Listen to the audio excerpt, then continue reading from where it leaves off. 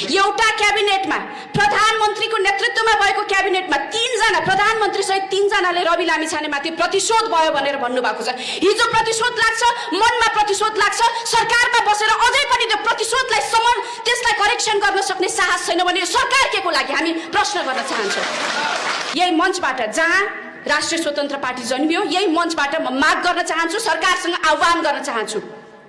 यदि तपाईहरुलाई लाग्छ सरकारले हिजोको दिनमा प्रतिशोध साधेको थियो भन्ने लाग्छ भने आजको दिनमा तपाईहरुले कुन हदसम्म प्रतिशोध भएको त्यो सच्याइ दिनुस्। यदि त्यो सच्याइनु हुन्न भनेदेखि कसैको एक थोपा रगत पनि नबगाइकन हामी परिवर्तन गर्न चाहन्छौं र परिवर्तन सम्भव छ भनेर विश्वास गरेका पार्टी हौं। हाम्रो पार्टी सभापतिज्यूले त्यही परिकल्पना गर्नुभएको थियो पार्टीको। तपाईहरु पनि झुटा हो भनेर हामीले विश्वास गर्न थाल्छौं। यहाँहरुको इमानको परीक्षा हुँदैछ। यो इमानको परीक्षामा तपाईहरुलाई हामी शुभकामना दिन चाहन्छौं। खरो उत्रिनुस्, होइन भनेदेखि तपाईहरु पनि झुटा हो भनेर इतिहासको अक्षरमा तपाईहरु लेखिनु हुनेछ।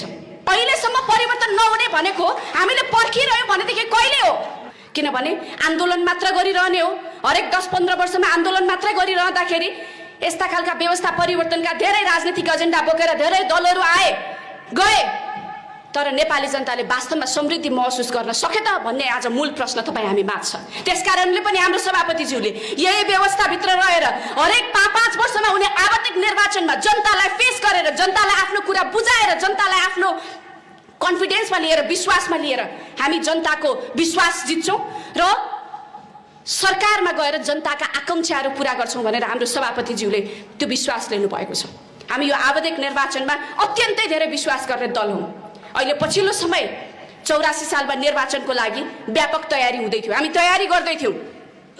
नेपाली जनताले रवि लामिछानेमाथि प्रतिशोध